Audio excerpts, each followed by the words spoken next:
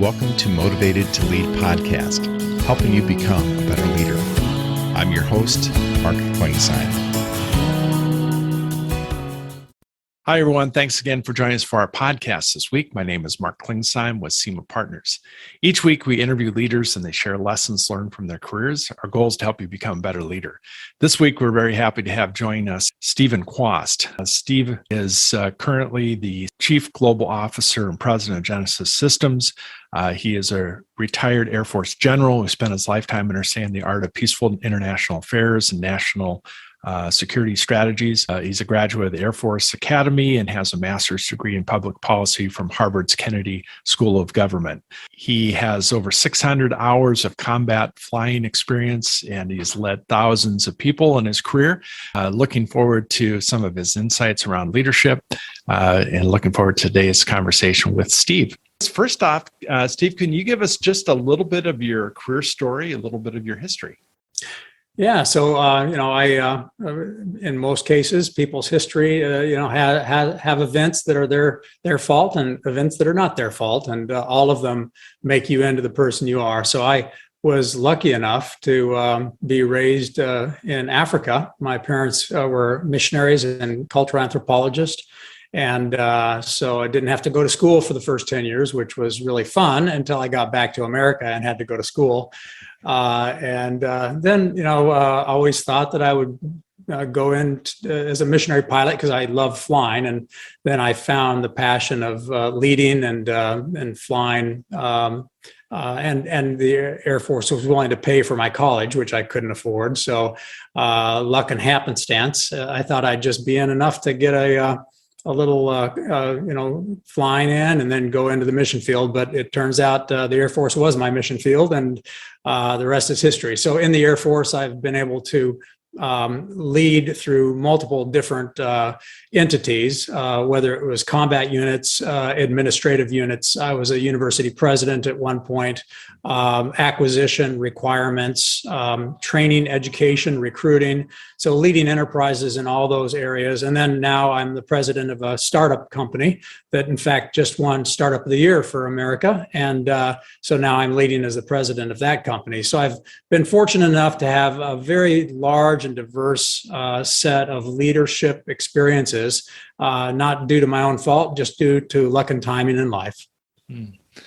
Well, that's a great story. You've got every chapter. It would be great to talk in depth about, but we're going to be kind of talking about some of your thoughts around leadership. And we have a number of new leaders that are either first-time CEOs or first-time leaders of teams, and definitely looking forward to your thoughts around leadership. I like to ask this question of almost every guest that we have on: is knowing what you know now, what advice would you have given yourself at the age of 22? Yeah, the advice I would give is don't try to do it all yourself. Build a team of people that do it together. It's a much easier road, and it's much more fun. Any advice that you received early on that, looking back, you should have ignored? I think the advice that driving a hard-nosed approach to getting things done is the way to go. What I found is that people are stubborn and they are not going to do something if they don't want to do it. So the art of inspiring and incentivizing people to do something because they want to do it, not because you told them to do it or because your vision is the right vision. First, making sure that people know that you care about them, and then they start caring about what it is you want them to do. What are there's always leadership lessons you wish you would have known earlier. Anything that stands out that you wish you've, around people, leadership, or? Yeah, it probably goes around trust, meaning, when I was a younger leader, there would be a task at hand and I would think to myself, well, I can get that done quick. I know I can do a good job. I'll just do it. And in some bizarre way, I thought I was being helpful. because I was doing a job that otherwise somebody else might do. And I learned pretty quick and later than I wanted to that when you do that, you steal away the opportunity for somebody else to do something that's important and to help them learn. And so building this trust where you have to be willing to let them fail or not do the job as well as you thought it might be done, but you lose out on building that trust with people where they trust you because you trust them and you work it out together. So people who are driven that perfection is the standard and I'm not going to let anybody else do it. I'm going to do it because I think I can do it as close to perfect as possible is really a poison pill for the kind of trust you need to build in a team if you're going to do anything really meaningful. So moving from the military and having led large groups, how many people did you lead at one point that were under your command? Well, different commands, different sizes. So, for example, when I was commander of Air University, there were probably 260,000 people. Many of them were in student status. In Air Education and Training Command, where you're in charge of all training, recruiting, and education, again, depending on the student status, it could be pretty large. But 64,000 direct, in the direct chain of command, and then all of the students that are part of that broader team would ebb and flow into the hundreds of thousands. So talk about moving from the military into now you're an entrepreneur. And I'm sure you consider yourself an entrepreneur, even though you were in the military. You were coming up with innovative ideas and thoughts around education as well as the other things that you did. But how has that transition been as far as moving, and what do you wish you had known now that you're in the? Yeah. So I think that the good news is that leadership, to overuse an overused analogy, leadership is like the game of golf, where if you get the principles down, if you get the swing down, then it's just a matter of picking the right club and using the same swing, and you get it to go in the right spot. So all of the principles that I was able to learn through the School of Hard Knocks or through failure or whatever it might be in the military have really served me well in civil society and in the private sector. I will say that the private sector is easier to lead in regards to innovation because the military is so bureaucratic and it is very status quo, and it's subordinated. It's trying to drive risk out of what you're doing, and that can make it very difficult to innovate. So I've really enjoyed the private sector because we're able to take more prudent risk, and we've been able to discover more rapidly. As we all know, risk and reward are two sides of the same coin, and you have to balance that. It's easier to balance that in the outside, and then in the military, where you have such a intricate tangle of regulatory and statutory boundaries that have grown up over the years.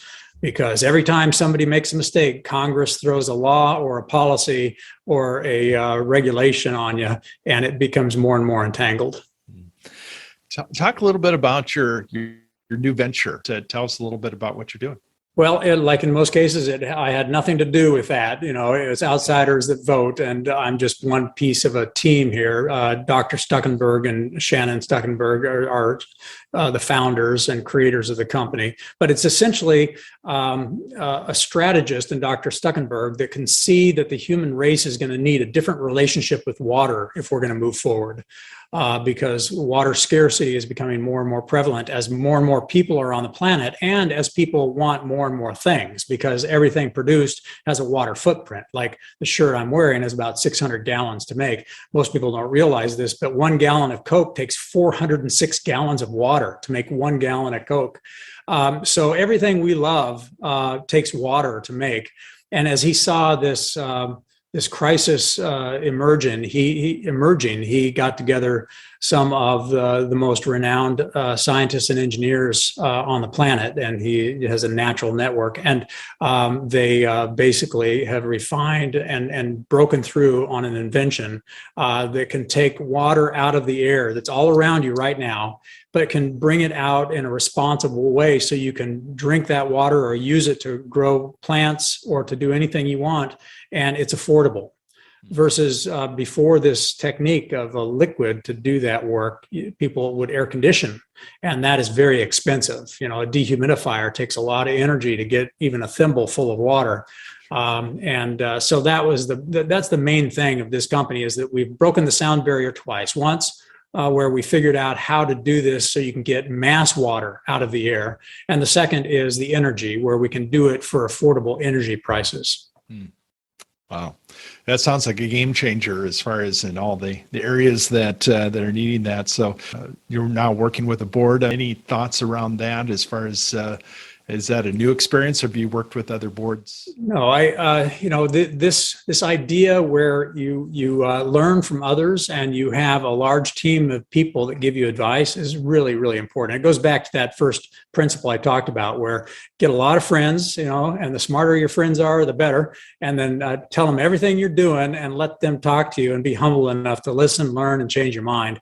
So I've done that my whole life. When I was a university president, I had a board of visitors, which is basically a board of directors. Sure. And so this is nothing new, and it's a blessing, because the board of directors and the board of advisors we have at Genesis Systems, for example, are former governors, former directors of the CIA, former general officers and admirals, former CEOs, bankers from Goldman Sachs, and all these amazing heavy hitters that have been CEOs of multiple companies that are global. And I get to get that inside information where I say, hey, I'm struggling with this little tiny problem, and they can help me not make the same mistakes they've made. Talk a little bit about your decision-making process. I'm always curious of people that have led people, especially in crisis or in pressure-packed times. Talk a little bit about your process and what you've taught. Yeah, that's a great question, because the mental approach that you make decisions with is really, really important. Most people think that if you just look at the facts closely enough, look at the data clearly enough, that the decision will emerge, and that is a path to success. And that is historically wrong. People can make facts say anything, and the data can be amalgamated to basically point you into any direction. And so there are clever people that make a living on providing you data that leads you right where they want you to go. That's not decision making. That's that's blindly doing things other people tell you to do. Leaders are the ones that set a vision and then take you in a direction that makes what you're doing more useful and more novel, meaning it's new. And so the first thing about decision making is surrounding yourself with very smart people that are creative and that can see a problem through many different lenses. And I would characterize it as holistic systemic thinkers. And then as a leader, you have to have this intellectual curiosity where you care about everything. And then this voracious appetite of being an aggressive learner, where you're willing to sit down and learn something. And what you find is even an aggressive learner, even with a few hours, can learn something because of the internet and the access to information that makes them more knowledgeable on that subject than most people on the planet, save for the PhDs and the people that do it for a living. So this is a great secret of decision making. And so I'll bring this to a finer point on decision making. But the first is to surround yourself with really smart people that are also intellectually curious and aggressive learners, and then have them bring you opinions about what you do about this data and what it says. You have to start with an opinion. You cannot start with a blank mind saying, I don't have any opinion on what this decision should be. I just want to see the data. Because if you do that, you will always perpetuate the past and you will never pioneer new journeys. And the hallmark of a great leader is setting vision and moving humanity forward, uplifting the human condition and making things better, no matter what the enterprise it is you're putting your hand to, whether it's national security, education, industry, faith, morality. And so the essence of decision making is this team of people that actually have an opinion and then use the scientific method to prove that opinion wrong. And aggressively learn and then take risks to try things and fail until you succeed. Yeah, great advice, great thoughts around decision making. Any books that you recommend to leaders that you would recommend for them to read? Well, yeah, that's one of those classic questions because there's thousands of them out there. There's nothing new under the sun, and smart human beings have been thinking about this art of leadership since the beginning, and many of them have written just very powerful descriptions of how you do it. So I'll give you two very simple ones. One is a practical book that is enduring, but you have to forgive the fact that it was written in the 60s. And so there's some ways of wording, everything is, you got to put it in the culture of the context. And that's one that many people may already be aware of. And but it is one of the most time-tested and true books of just a practical step-by-step of what do you do as a leader to be effective. And that's called The Effective Executive by Peter Drucker. I'm sure you've heard it before. So that's kind of the more practical one. The fun one about creativity, that's kind of a starter on this attribute of how do I stay creative when everybody around me wants to just do what's always been done, which eventually will lead you into austerity and into decay and decline and potential disaster, both as a country, as a company. So this perpetual innovation that everybody would like to seek. One of my favorite books on that's kind of a starter, and it's fun to read and it's fast and easy, is called Orbiting the Giant Hairball. So that's one you won't forget the name of. So I'll just put out those two. But I want to make another statement. And this is not, I don't say this because I grew up as a missionary kid or any of that. But I will tell you, I've read thousands and thousands of leadership books. And I read, probably 3 or 4 books a week. And I've done that for over 30 years. So it adds up. And I have never, ever come across a book on leadership that was doing nothing more than recirculating, repackaging, and rewording in the context of our time what is already in the Bible. I mean, the book of Proverbs, so it talks about humility and about the need to, really be introspective and observe what's going on around you and pay attention.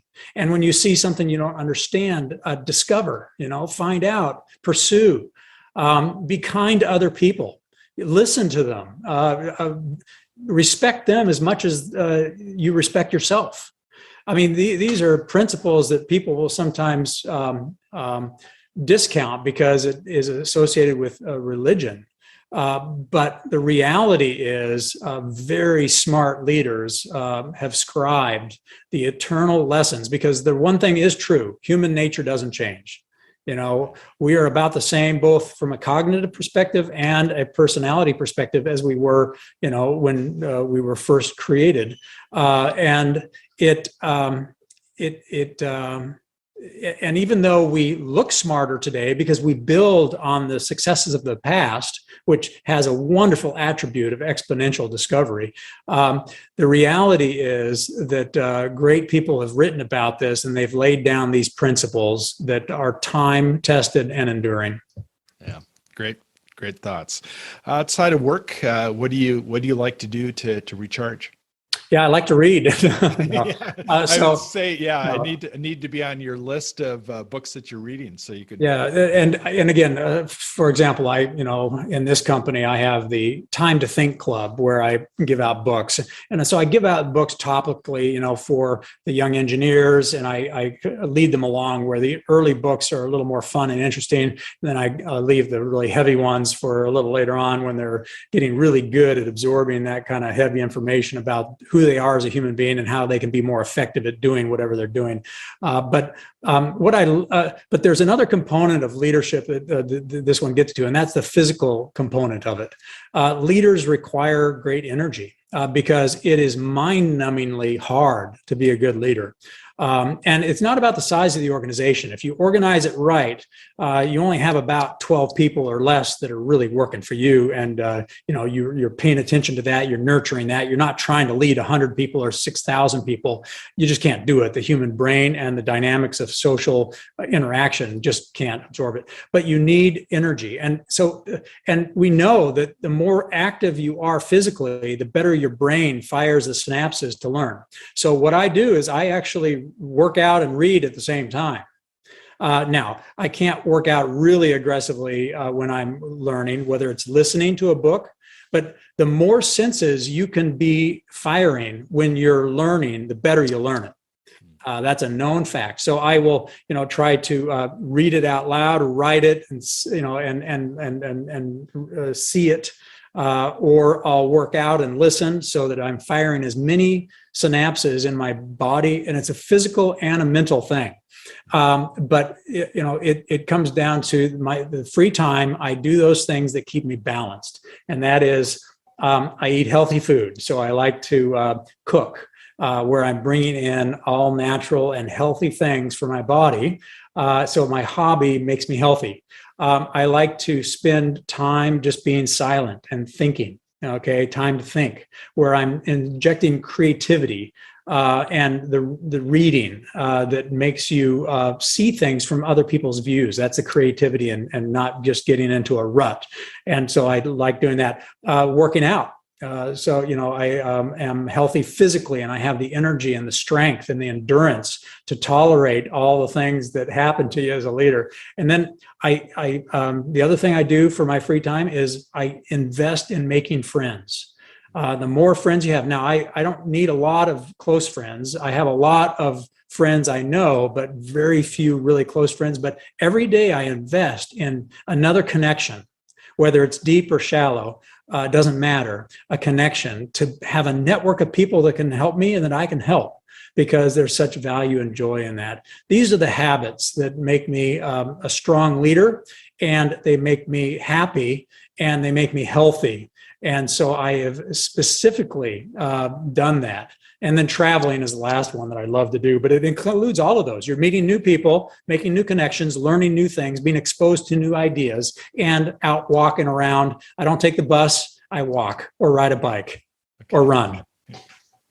So I have to ask you, you mentioned cooking. What's your favorite, your specialty as far as your favorite dish? Yeah, so my wife and I cook together. We do all these things together because, again, our relationship is the foundation of my joy and happiness in our family. So Thai food is our favorite, but it's my wife that's the real, because she has a beautiful friend that's from Bangkok that taught her to cook Thai, and she has become a Thai sister. And so I benefit from that. I'm her sous chef when we cook Thai, but if it's meat, I do the meat. And she does everything else. Okay, great. What parting advice would you give a new leader? Yeah, I would give them the advice that humility is the most important attribute to being a good leader, because when you're humble, you recognize that you can first see the log in your own eye before you point out the sliver in your brother's eye. You can really see quickly how much you hate other people's bad behavior. But how much do you hate your own behavior when it's bad? So this humility, Jane, humility is where you also are a teammate, where you don't think you know it all. You are willing to be vulnerable. These are all the true keys to being a great leader, where your team loves you. They fear you because you hold them accountable and you're tough, but they know you love them to the point where you'd do anything for them. You'd move heaven and earth for them. And that only comes with a humble heart, a humble spirit. People can sniff out arrogance, pride, and my way or the highway in a millisecond. And they'll do the job if they have to for a paycheck. But when the chips are down, or when you're in a combat situation, they'll cut and run if they don't love you and think that you are the kind of person worth taking risk for. But if you are humble, they will. Well, I sure appreciate you taking time out today to talk to our audience. I know this is going to be helpful, and wish you continued success as you lead your new venture. And it sounds like a great solution to a real problem that we have in the world today. And wish you that success and well, thank you, Mark. Thoughts. Thank you for this time and the opportunity. It means a lot to me. And good luck to everybody listening. Make it practical. Do something. Try it. And if it doesn't work, try something else.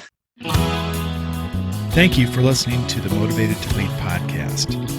Please subscribe on iTunes. You can also see a video version of this interview at motivatedtolead.com. This podcast is brought to you by SEMA Partners, helping you find your next great leader.